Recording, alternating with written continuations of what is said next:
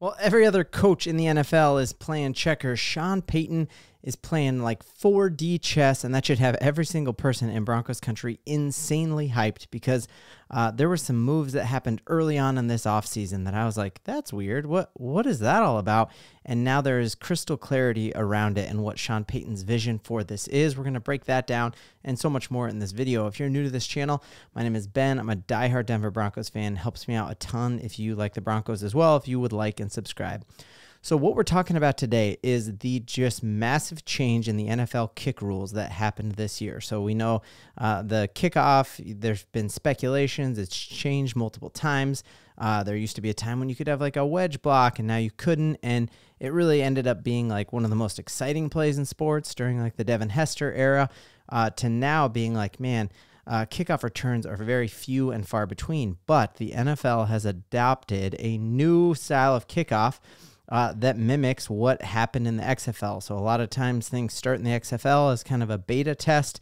If it works, the NFL adopts it. It's a great way to try something out on a small scale and then see if it works. Well, the XFL had insane success with kickoff returns. It became a much more exciting play, and they had a much higher rate of kickoff returns in the XFL than we do in the NFL. So it wasn't a time where you knew if you were going to the bathroom real quick and the other team just scored, like, oh, you got about 5 minutes, so you have to be back at your seat. You're going to want to be in your seat because this NFL kickoff change is different, and how the Broncos are scheming for it, I think is going to give us an insane advantage. So take a look real quick at what this XFL kickoff is going to look like. Obviously, you know, the gunners here used to be like right up here with the kicker, and as soon as he made contact with the ball, they went down. And you had huge high-speed collisions and tons of injuries there, and the bulk of the time, like, no one ever scored. Well, what you have now is almost like, looks like a line of scrimmage with just a lot more dudes, and you have a different angle trajectory where the ball goes. We'll just let this breathe here for a second, and you can take a look at where it is. So you see there, here is where the like landing zone where the player is trying to catch the ball, and you just see it comes in at a different angle, and then you just almost have like a throw out to space, a little halfback toss or something like that, where you have like an actual line of scrimmage, and you know, you got to be able to read and react very quickly, and you have like that one line of scrimmage to hit. And so what Sean Payton talked about was just how different this is going to be and how no one is really talking about this.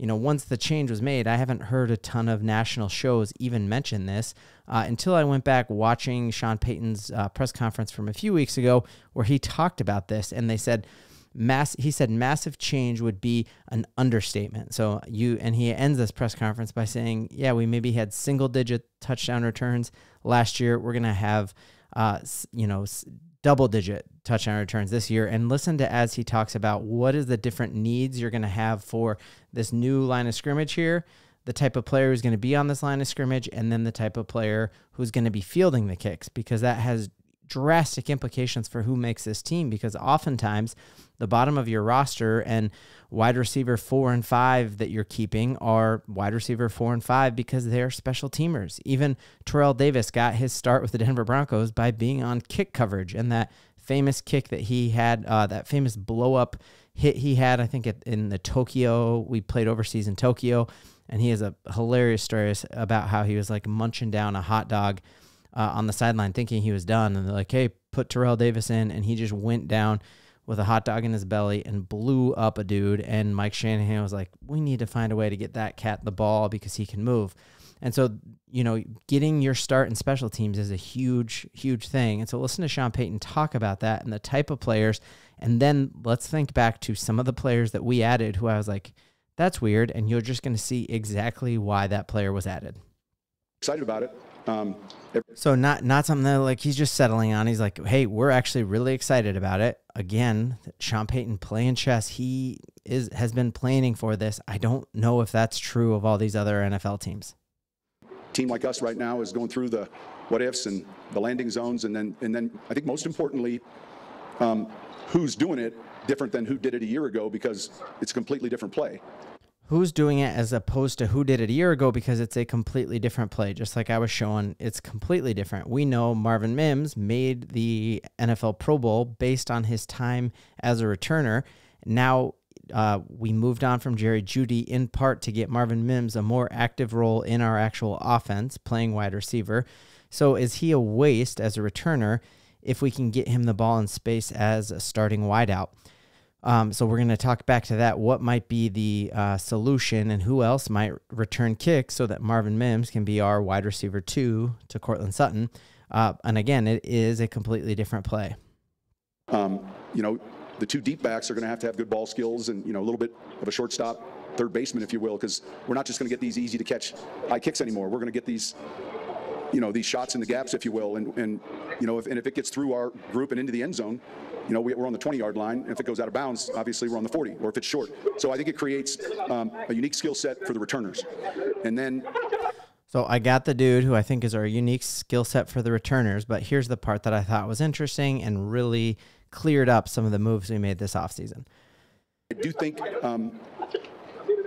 the coverage and blocking units will get a little bit bigger because we're reducing the amount of space we're running in. And so you as a blocker now for your kick returner do not need to cover a ton of yardage. You just need to open up a little gap right there on that new, let's call it a line of scrimmage, even though that's not technically what it is.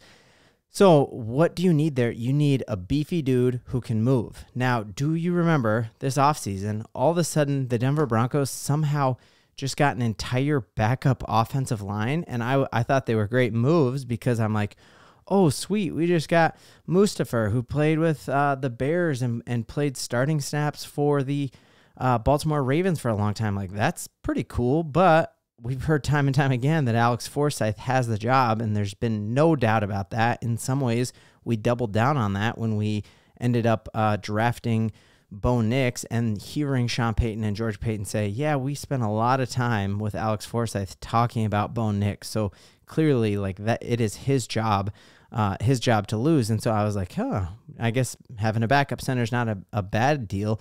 But to me, it's like, he is here because he is going to be on that line. He is a beefy dude who can move. And then all of a sudden, remember, we got, also, these are just amazing names. They have Mustapher, like the Star Wars name, and then Throckmorton. Same thing. We have this offensive lineman who has played all over the offensive line, has played for the Saints, has played for, obviously, Carolina, as pictured here, has tons of snaps to his name.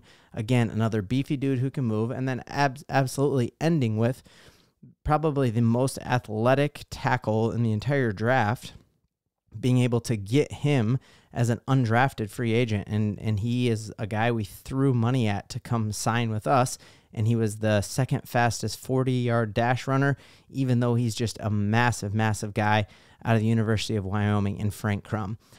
So I think that, again, this just shows all of these moves that Sean Payton saw months ago as soon as that rule change happened. And he's like, all right, we need to make some changes, and here's going to be our new offensive line for this new line of scrimmage. And I think that's a really exciting thing for Broncos country because the more advantage, the further up the field we can be to get Bo Nix the ball closer to the opponent's end zone is a fantastic thing. So the question becomes, all right, we want Marvin Mims being our our wide receiver 2. We want him getting the bulk of his snaps there. We don't want him to gas himself out running a kickoff return and then, have to take a couple plays off because Bo Nix needs him on snap 1, right? He needs to be ready to go for first down. And I think he could do both, but we know that, like, just the mentality of prepping for that all week, and, it'd be nice. Could Marvin Mims just focus on being an amazing wide receiver and not have to worry about that? I think we got the dude in Jalen Virgil. So Jalen Virgil, I don't know if you all remember him, but he had a touchdown from Russell Wilson that was sweet. He was a preseason standout, and he had a knee injury, I think an MCL, meniscus, tore his meniscus, and he is back. This was a post from his Instagram a couple months ago, and he's looking like good, very, very good out of those cuts. He's looking explosive again. And I do not want to sleep on that. And if you take a look at him out of Appalachian State, just his last year here, and you take a look, he had multiple 100-yard, well, I guess he just had 100-yard, 197-yard, one other 90-yard return in his career, and he averaged 30 yards per kickoff as a returner for Appalachian State. So I think we got the dude. We now have an offensive line that Sean Payton has been prepping for to be the blocker for that kick returner, and I think I would love to see Jalen Virgil get those snaps, and let's let Marvin Mims truly focus on being just a stud. Oh, here is Jalen Virgil's amazing touchdown from Russell Wilson. Also, what do you think of this, man? You look at these uniforms compared to what we're rocking now, and oh, man, those are pretty nasty looking uniforms. There he is, but you just see that breakaway speed, and he does have some ability as a wide out. So could he come in and spell Marvin Mims later on in the game as a receiver? I like that, but let's let him use that explosiveness. Let's let him use that kickoff ability that he has demonstrated multiple times at Appalachian State to be that kick returner. And then, I don't know, you throw Jaleel McLaughlin back there. What else? Who else in Broncos country? We need to have two dudes back there to receive the kick. Who else do you see if we get Jalen Virgil back there? Who else would you like to see back there running back some kicks? It will be amazing to see that starting in the preseason, and I'm very, very eager to see that.